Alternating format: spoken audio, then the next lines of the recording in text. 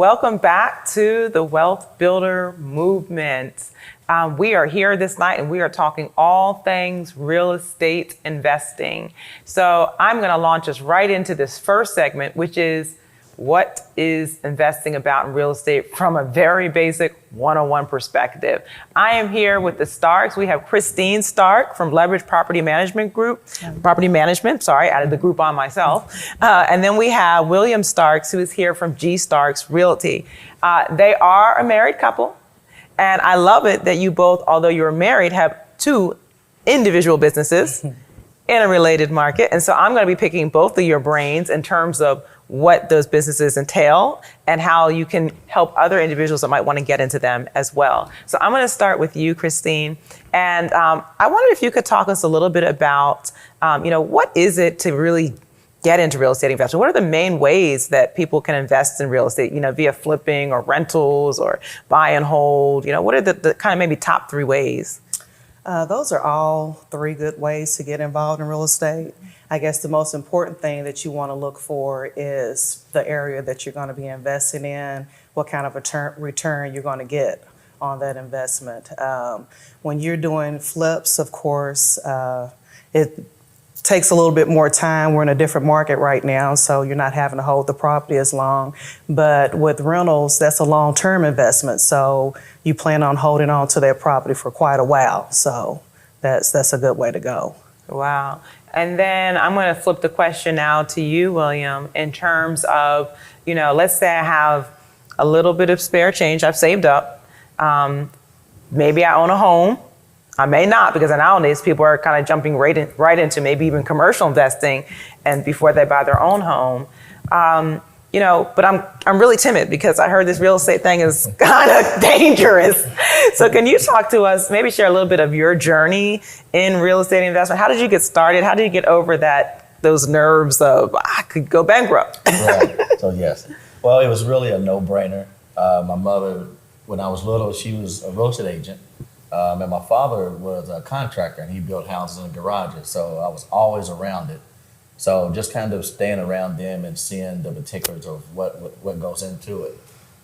Then in the early 90s, I was maybe 20, 21, I bought my first investment property. And it was pretty much a lease option purchase. So then after that one right there, I went on to buy a couple more with my mother's help as well. And it made me realize that there's other ways and other options of buying property without using a lot of money. So if anybody that wants to get started, you don't have to have a lot of money. Sometimes it's being creative and finding that investment property. So you don't have to save up to 20% that people say you gotta have. It's more of, let's find something at least option to purchase. Let's find somebody that really just wants to get rid of the house and you wanna give them some rent for a couple of years to get your credit together. So there's quite a few ways of doing it. For me, getting started, it was the least option to purchase way to do it. And I've been in for a while and had the ups and downs in it, but I'm here to tell the story about it. Okay, so I always find the best way to get over, the nervousness of launching into something new is to kind of hear the gory tales of somebody that has survived. Right. Our previous evening session we talked about different topics and we just talked about risk and especially as it relates to financial and asset planning, but there's definitely risk in the real estate area. Can you maybe detail time where you may have launched into a deal and maybe didn't go so well, but you lived it to deal another day? Yes. Well, there's several times that happened back in the early 90s. Well, even right now, a couple years ago, we bought a duplex. We bought two duplexes. Well, we bought one right out, and then we did a lease option on the second one. So again, that's another way of, the way of doing it. That second one that we purchased, we really didn't do our due diligence to figure out if it had any things wrong with it. We just took the guy's word. So when we got into it, we realized that one of the tenants had been there over 15 years and he had did his own repairs. So when somebody's been in the house 15 years doing their own repairs, you know that something might be up because you haven't been in there taking a look at it. So we went into that property, and yes, it was. So he's been in there. Still, he's there today, and we still let him do his own repairs because it's going to take so much to get it together that we just decided if he's paying and he's there, we'll just let that one be our, the unicorn. Yeah. So we took the one that was right beside it, rehabbed it, and did a great job with that. But it comes with the territory, and sometimes that's what you have to do in real estate. But you always got to find the thin line and the silver lining behind it. So. Wow. And that, that situation you just described kind of takes me back to this whole concept of property management. And Christine, can you describe, A, what is property management? And B, even if I'm not going through a property management company, if either you hire somebody or you become a property manager, can you talk about, some of the things that people unknowingly get into and not understanding what property management is? I think one of the things that people decide to manage their own property don't realize is the time that it's going to take. It is going to be a second job for you. You're going to get phone calls in the middle of the night from tenants that have leaky toilets, air conditioners went out, and the tenants expect to have those things resolved immediately. Unrealistically, a lot of times you can't. So that's the biggest thing, is knowing that if you're going to manage your own property, you're going to be having a second job. I always think it's best to hire a property manager. Leverage Property Management, we're a full-service property management company. We handle maintenance requests, we collect rent, deposit those funds back into the tenants, the owner's account. But the biggest thing that we offer those owners is freedom. They don't have to worry about their phone ringing in the middle of the night or tenants being upset with them because their issues aren't being taken care of, because we have the ability in order to address all of those issues. So that's why it's good to have a property manager. Wow. And speaking of kind of, again, property management, one aspect of not necessarily technically defined as property management, but maintenance of a property is getting into something and not realizing that, you have to have some money to keep up on that side of things as well. Absolutely. You need to be able to make sure that you're setting that money aside, especially if you're managing yourself. It's easy to collect that rent and just go spend it, on whatever you desire to spend it on. But it's very important to make sure that you take some money and put it aside, because the central area is going to go out. You're going to have a roof leak. You're going to have issues with the toilet where you're going to have to make repairs. So if you're not setting any money aside, you're setting yourself up for a headache later on down the road. Wow. So William, speaking of headaches, the real estate market right now is great for sellers. Yes, it is. Maybe not so good for buyers. But at the same time, has COVID opened up any new deal possibilities? I mean, is there a niche of greatness for somebody in this market, or are we all doomed? Well, the good part about real estate is it is one of the solid investments that's still around. I mean, the stock market goes up and down, but real estate is still one of the solid investments. So you have a lot of people that are moving from stocks over to investments, just because the simple fact that we're doing so good in investments. On the other side of that this is a new type of market. No one has come across COVID before, so we're still learning as we go to see what's going to happen. But I predict that the housing market is still going to be straight till next year at least. And the money that the government is putting into the system as well is going to help out. So I think we're going to be great with it. There's not a lot of new ways to do real estate, but the old ways are still working. They do have some 100% financing right now that help out. So I think we're doing great with it. We're doing great in real estate. It's going to be here for a while. Wonderful. So I want to stick with you, William, for a second and ask about, kind of going back to that question about what are the different ways that we can invest. And I know on HGTV, flipping seems to be the only way to go. Is it really as easy money as they make it seem, when they got the twins doing it. No, it's not that easy. Man. But it can be. But I will say when it comes to investing, you got to realize when you start out, and this is where any young investor wants to start out, you gotta start out, what way do I want to do it? Do I want to be an investor and buy and flip, or do I want to be someone that's going to purchase a property and hold on to it? Because that determines what kind of money that you can go out and get. Right now, there's so many avenues of getting money that if you're going to buy a home and flip it, it might be best to get a hard money loan because you're just going to hold on to it for a couple months, maybe 4 months at the most, and then flip it and give them their money back. If you're going to hold on to it and be a renter, be a landlord, then you might want to get that traditional loan and have it for 15, 20 years and pay a small interest rate. So there's ways to do it. You just got to start out in your own lane, and whatever your income and whatever you have saved is what's going to determine. Because if you, like Christine was saying, there's always going to be something that's going to break, the furniture's going to go out, and if you don't have any money starting out, then you might want to flip it, make some money, and then rent out the next one. Oh, nice. So we're just about out of time, but I want to get into this whole marriage dynamic, because anytime you have a business and you got a family business, and although we got two businesses going on here, I am under no delusion that we don't have both hands probably in both businesses, as most families go. I am not married, but I have siblings, and I now have siblings involved in my businesses. And so can you talk about, how is it investing in real estate in the industry as a couple? And this question, of course, is for Christine. And just asking, how is it navigating that? Who's the tiebreaker when there's only two of you? Well, honestly, it's one of those situations where we both have to agree, because the financial responsibility is going to fall on both of us.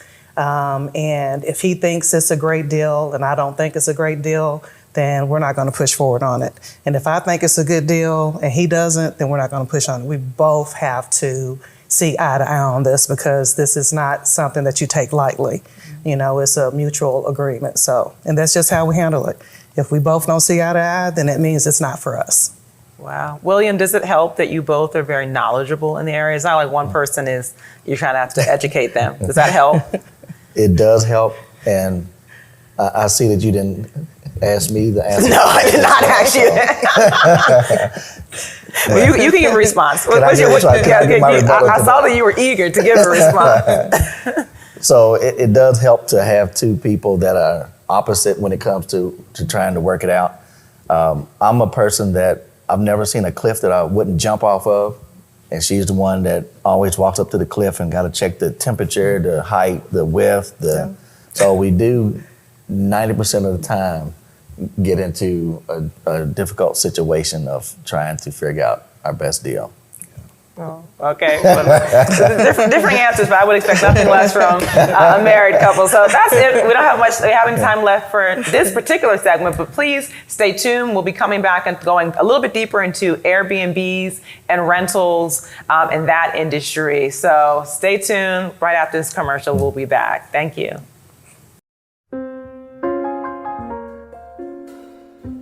We are proud to bring together university resources, Tier 1 level research, and residents as expert collaborators from West Louisville neighborhoods. Why West Louisville? The greatest of all time comes from West Louisville. Cassius Clay from Louisville, Kentucky. I am the greatest. Knowledge, resources, and love abound. It's access that we all need. Louisville Change Lab is your connector. Hello, my name is Ivory Rollins Cross, and it is my pleasure to serve as the director of the Louisville Change Lab.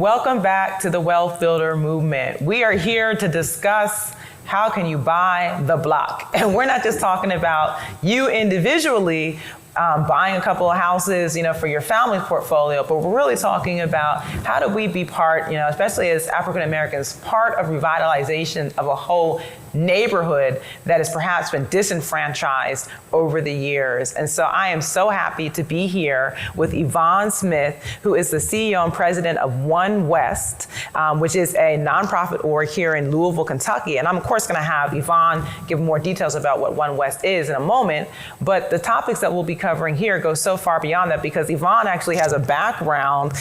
She's relatively, I'm gonna still say relatively new to this part of the country, but she's been doing this for many, many, many years. And so she has a wealth of knowledge on how to participate in revitalization and how to do, I don't know if that's even a term, responsible gentrification. Maybe that's not a term, but what is the difference between the two? And I think that's gonna be my first question. Revitalization versus gentrification. I think a lot of us are getting tripped up on that terminology. Is there a difference? What is the difference? Which one is more socially responsible? Absolutely. Well, first, thank you so much, Dr. Angela Johnson. I always love when I get the call from you because I know there's always going to be a good conversation about how we can help our community.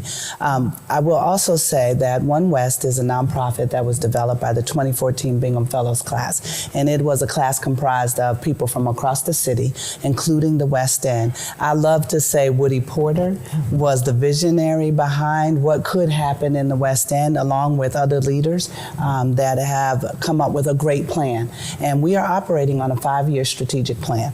To your question, the main reason that this class determined that they wanted to work on the West End was because they saw the disinvestment that had occurred. Woody's dream was that the West End would come back to the vibrancy that it once had, and that families would be uplifted and small businesses would be undergirded to be successful.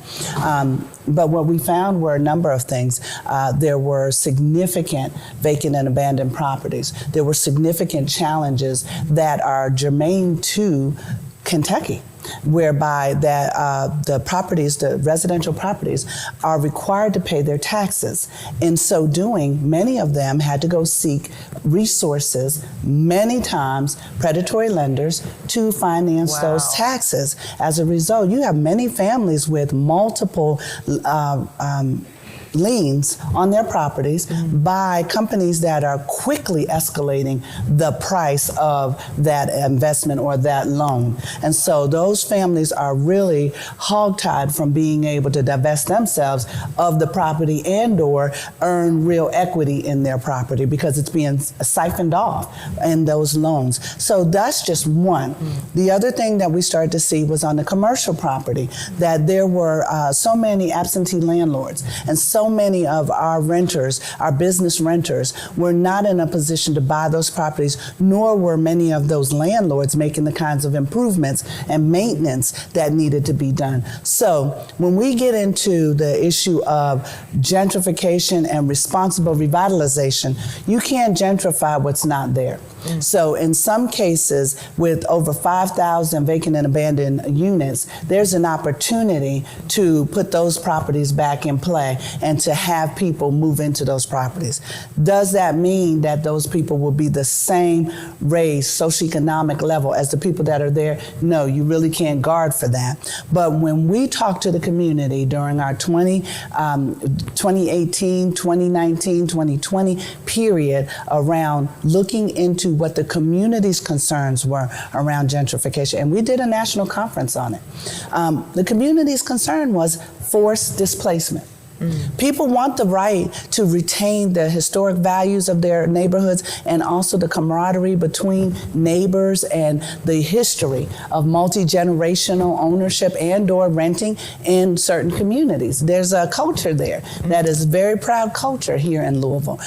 So we knew that it was important to protect for that as much as we can in responsible revitalization. But it also means not coming into a community and doing something that the community community is not comfortable with. So listening to folks, getting people from multiple cultures and generations around the table, that is how we do community economic development. So when opportunities come up, we're not at a loss for, what does the community want to do? We know the community wants resources to revitalize certain areas and to improve the commercial fabric of the area and to entice businesses to come to the area. People have told us over and over again, they don't want to have to go all the way to Indiana, all the way out to Bardstown Road for different resources. Why can't those resources be in the West End? We have beautiful property, we have beautiful location, we have great logistic locations in proximity to downtown.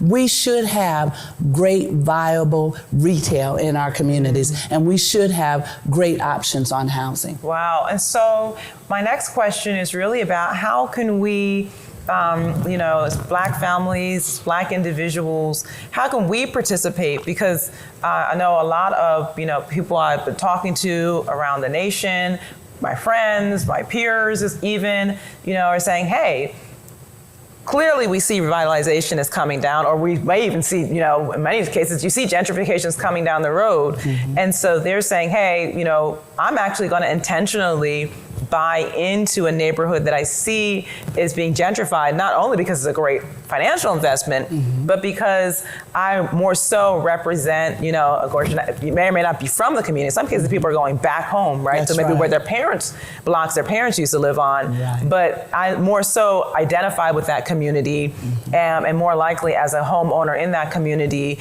to put in places, put my money, vote on legislation that would bring, grocery stores and resources to that community. Right. So if I am an individual and I want to, make sure that I combat the negative aspects, that can happen when you see gentrification, what are some things you would suggest to an individual who's looking to buy a property, maybe a rental, maybe a home for themselves? Right. How do I assess where to invest my money? And in terms of this, we're all building wealth here.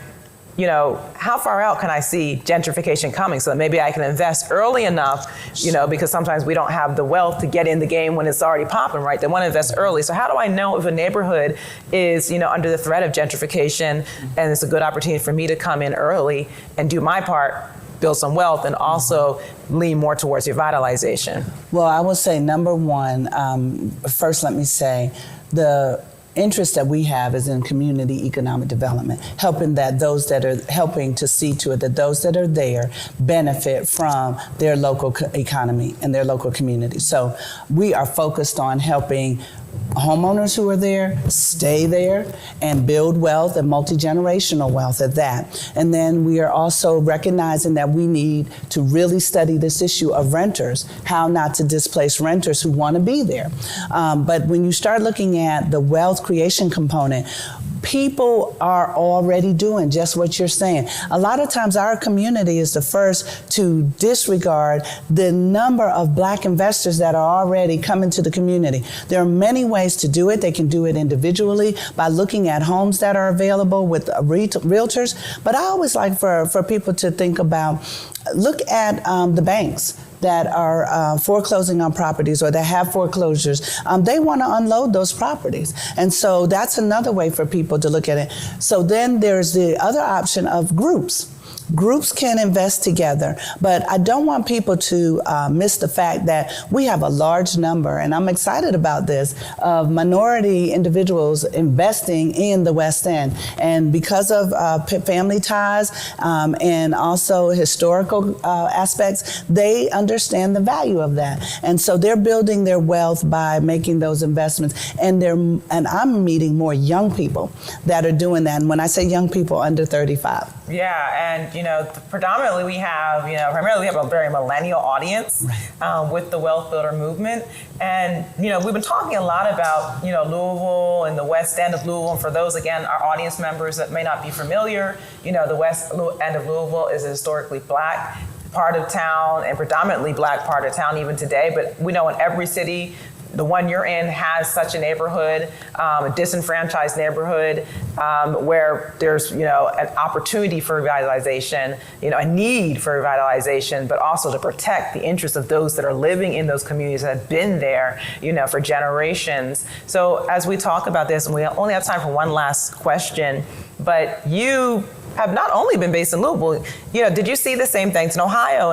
And what are some tips, some kind of last minute advice you would give to anybody, irregardless of the city, because you've kind of been to a few different cities, yes, and seen, what the landscape is and how to kind of responsibly do this investing. Can you give any last minute tips for those that want to form maybe one of those investment groups or want to, become another one of those Black wealth builders that are getting into these properties? Well, I will say that my work in North Carolina has been over the span of 30 years, and I've seen a lot. I was just telling a young man that by the time I was 35, I had 10 properties myself. And being a single mom at that time, it was very interesting. I was buying estate properties. So as estates were for being foreclosed on, or as the estates were selling off properties, I was able to buy. So I think that it is imperative that people begin to think about the long-range plan, because it definitely is happening all over the country. And one of the great things about Louisville is because we still have neighborhoods that are untouched or untapped, that means there's a lot of opportunity. But I think if people think about how to invest in the community and be a positive impact on that community and a fabric of the community, that's the best way to do it, because I think then you are value added. Responsible revitalization is extremely important, and doing the research to understand what those neighborhoods have been through and how you can positively affect change with them, not for them, is important. Oh, wonderful. Well, thank you so much, Yvonne. Thank you for sharing your knowledge, not only that you generated here in Louisville, that you brought to Louisville from North Carolina, but also nationally. I know you're doing stuff as well. So we're so grateful to have you. Stay tuned. We will be back. Continue to enjoy and watch the Wealth Builder movement. Hello, I'm Timothy Findley Jr. The Louisville Change Lab has taken the incubation model and enhanced it through innovation and outreach to the West Louisville community. We at Life Development Corporation are thankful to be a part of this transcendent initiative with the University of Louisville Change Lab.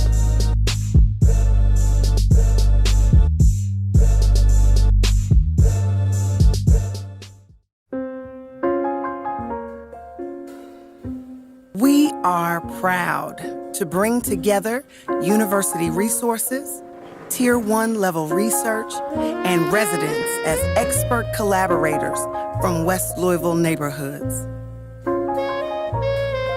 Why West Louisville? The greatest of all time comes from West Louisville. Cassius Clay from Louisville, Kentucky. I am the greatest. Knowledge, resources, and love abound. It's access that we all need. Louisville Change Lab is your connector. Hello, my name is Ivory Rollins Cross, and it is my pleasure to serve as the director of the Louisville Change Lab. The Wealth Builder movement isn't about money, it's about peace of mind, hope for the future, and fulfilling your God-given purpose. You are a wealth builder. You're looking to launch a new business, invest in your community, make systemic change, and actionable plans. You are a wealth builder, but you can't do it alone. Join Wealth Builder Movement, an online collective advancing Black and brown wealth together. By joining our Facebook group and YouTube channel, you will learn from, invest with, and leverage others. Wealth is a group activity. Work, create, and build with others. Join the movement, the Wealth Builder Movement.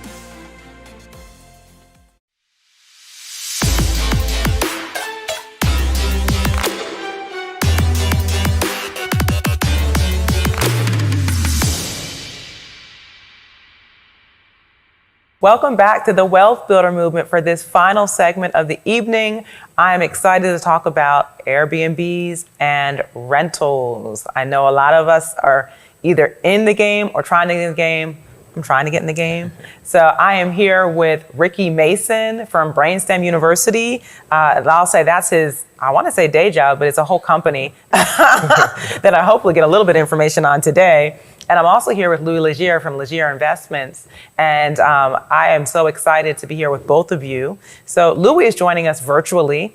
I'm going to start with Ricky in terms of the questioning, and then I'm going to pull Louis in. And Louis is actually, I'm just going to keep it real with y'all. He has been so generous to give us time while he's on vacation. So you know he's a serious wealth builder, very serious about encouraging and helping other wealth builders. So you don't want to miss a word of what he has to say this evening. So Ricky, I'm going to start with you. Can you tell us about how you got into the rental game, and maybe even tell us a little bit about your entrepreneurial journey, and does it tie in somewhere with the real estate journey? I guess I'll start with being in DC. I was living in DC, and I was making a pretty good salary, and I said, well, I'm tired of paying rent, why don't I just buy? And I realized I couldn't buy in DC. I was just priced out of most of the market, and I didn't have a solid enough credit history, being 21, right out of college, trying to buy a new property. But moving forward with that journey, I started doing research, and I read the book, How to Think Like a Millionaire. And that book showed me, first off, that most millionaires were millionaires because of real estate. And that was kind of my first kind of jump into that. And so moving back to Kentucky, I said, well, real estate is going to be my bread and butter. But getting to that point was a lot of sacrifices. So in college, I made sure that I had great internships that paid well, and I saved my money there. When I moved to DC, I lived in a basement apartment for the first year, paying $800, everything included. My car was paid off at that point, so I was able to save $2,000 a month while I was working in DC. And when I came back to Kentucky, I started using that money to invest in real estate. Wow. And I have family that lives in DC. That's kind of our de facto holiday place. And so, DC's really expensive. Yeah. So it sounds like it prepared you well for when you came to Louisville. You're like, oh, well, I'm buying the whole block. I can afford this. Give me everything. So another question I have for you, Ricky, is, given that, right? You were so young when you got into real estate investment. I mean, you're still relatively young, but so that tells our audience, you were really young getting into it. Did you have any fear when you were young, or was it because you were young, you didn't have the fear? You just kind of said, hey, I'm gonna take this book and just go. After I read the book, I said, if majority of millionaires are doing this and I'm gonna be a millionaire, I'm gonna have to figure it out and make it work. And coming back to Louisville, seeing the price of property, I bought the first property, which was a duplex, for $12,000. So that was an opportunity that I couldn't pass up. But I had known in college that that was something that I want to do. My senior year, the guy that we rented our house from was a young guy, about 30, I would say at the time. But he's like, man, this is my daughter's college fund that you all are paying down right now. And I was like, oh man, that's so genius. And I'm like, so that kind of set me on the journey of it and thinking in that mindset. Wow. So I'm going to ask you one more question. I'm going to kick it to Louis Legier next. But you mentioned, being, renting from somebody who was talking about, this is my daughter's college fund. You have kids now. Yeah. We had a whole segment yesterday evening about legacy wealth, but just as it relates to generational wealth, are you thinking about that when you think about your investment portfolio? Yeah, definitely. Especially when I first got started, I said, oh man, at least one of these houses is going to be for each one of the boys. But as that's kind of growing, I think my vision is kind of growing for them. It's kind of, now that I'm in the startup space and entrepreneurial space, it's like each one of these businesses is going to be for the boys. But definitely they were there during the journey. I had them there while we were working in painting houses. My wife was there in the house painting with me, working as we put in sweat equity in these properties. Wow. So a true family business. Yeah. Louis, I'm going to kick it to you because you have an amazing story as well. not only an amazing entrepreneurial journey, but also an amazing real estate investment journey. And I was wondering if you could give us some background. Of course, you're no stranger to the Wealth Builder movement, but I also wanted to, for those audience members that may not have heard your story before, could you give us a little bit about, how you got into the real estate investment game and how you kind of came up through the entrepreneurial track to make that happen? Yeah, first off, thanks for having me on here. I'm glad to be here. You guys always do a great job kind of informing the community of what's happening. My story is similar to what sounds like Ricky's. I mean, we all have, a background and we're trying to do something different for our family. I mean, in 92, I did the whole came from Haiti thing on the boat, and then spent a year in a detention camp, and then just grew my way up from the $8 an hour job, and then just learned what I had to learn and grew within a company. And then I just caught on to the entrepreneur bug, right? So I wanted to focus on breaking the poverty mindset and just straight poverty that was within my family. I mean, we've always done our best to survive and deal with what we had, but I want to have a different future for my kids, future kids. I want them to see different. So entrepreneurship allows me that opportunity. And certainly real estate, as Ricky mentioned, I mean, if 80, 90% of all millionaires are made through real estate, at some point you just start paying attention, right? So you don't have to reinvent the wheel sometimes. Sometimes you just got to follow the playbook. Both of you had that same kind of awakening that, 80, 90% of millionaires, you cannot become a millionaire if you're not in real estate, And we know, we're being facetious, of course, we know that there are many ways that people become millionaires. But what I'm hearing from both of you is that, you cannot deny that I think it's like over 80% of the wealth in the United States of America comes from real estate. I think it may even be over 90% comes from real estate investment. So I want to focus us a little bit more specifically now on the rental game, because both of you in different ways, some ways the same, but in different ways, as I want to emphasize, are in the rental game. So Louis is in the rental game on the Airbnb side. You may also have Airbnbs as well, I'm not familiar with, but you certainly had rentals. And so I want to start with Ricky in terms of asking, what was your first rental property like? How did you find property management of that? And what are some things you think people should be keeping in mind when they're out here buying rentals and trying to manage tenants? My first property, as I mentioned before, I bought that one for like $12,000. Put in sweat equity. I think we bought about $2,000 to $3,000 in material, but I learned how to work on houses. I learned plumbing in that house. I learned how to lay carpet in that house. I learned drywall in that house. I learned a lot about the process of renovating a property in that property. I mean, and we got that rented for $1,100. 3 months later, got that rented for $1,100, and I had the bug then, so I bought the next one, a duplex in Old Louisville. Got a heck of a deal on that one, around $30K. And that one was the biggest project to date, I guess, still. But that was a complete reno from homeless people living in the first floor when I bought it.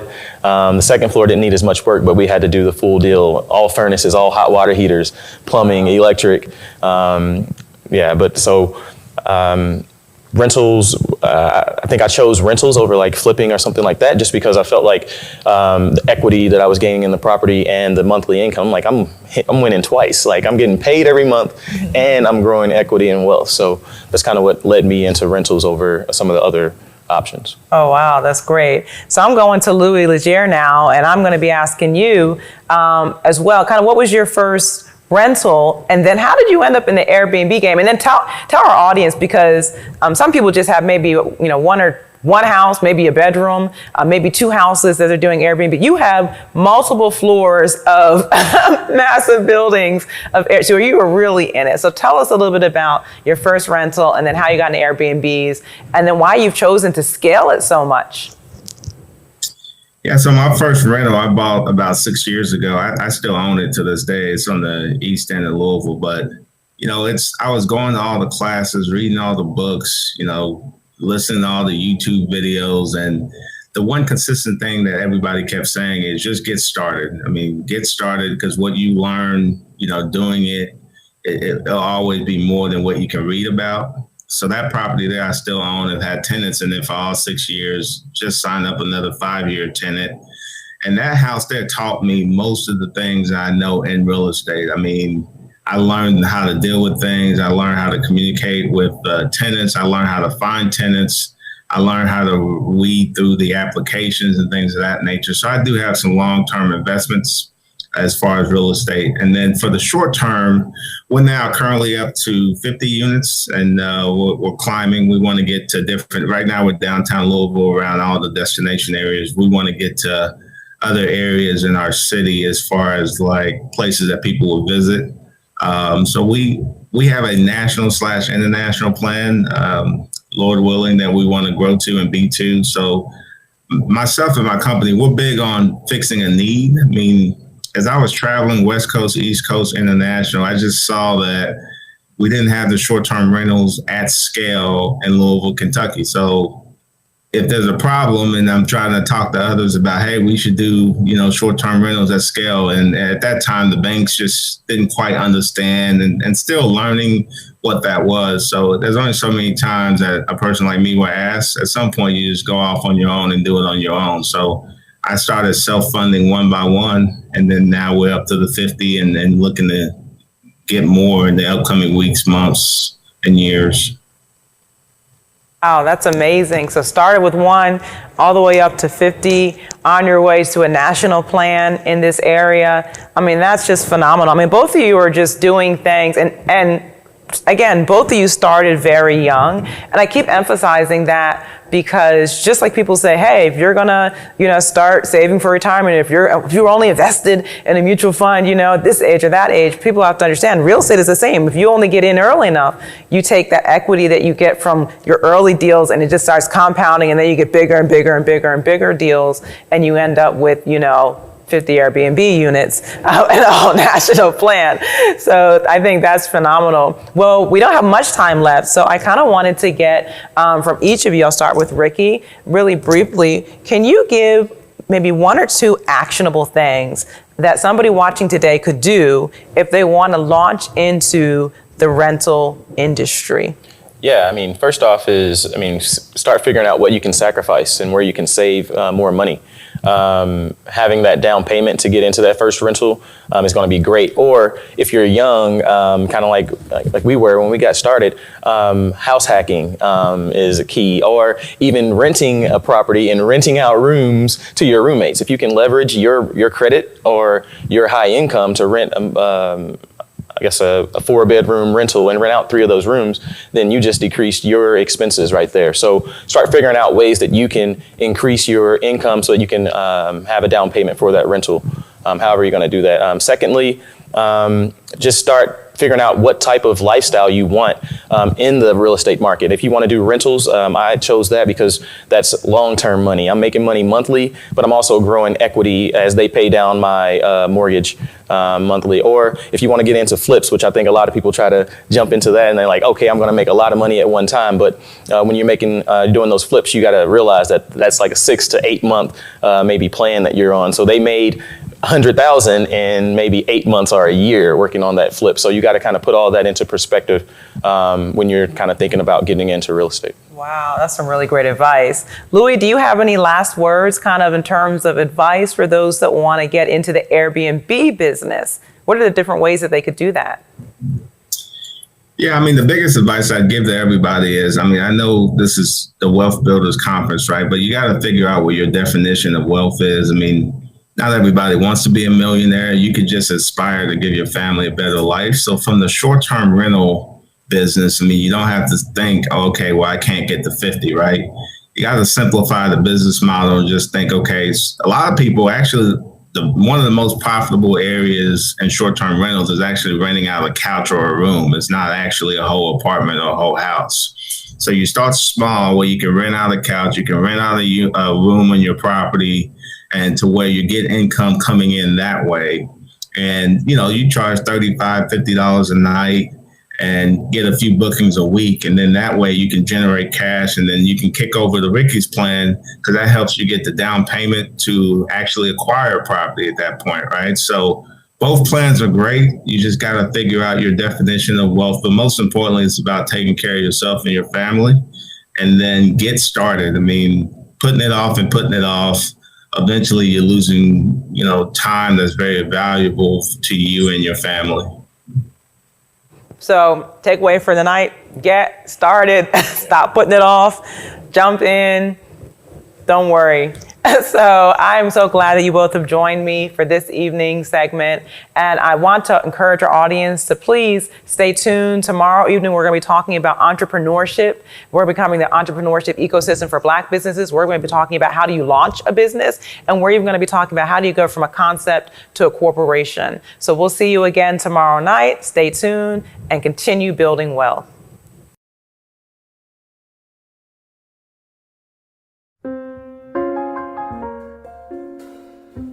We are proud to bring together university resources, Tier 1 level research, and residents as expert collaborators from West Louisville neighborhoods.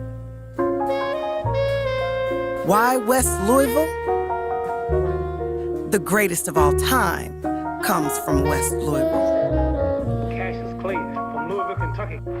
I am the greatest. Knowledge, resources, and love abound. It's access that we all need. Louisville Change Lab is your connector. Hello, my name is Ivory Rollins Cross, and it is my pleasure to serve as the director of the Louisville Change Lab.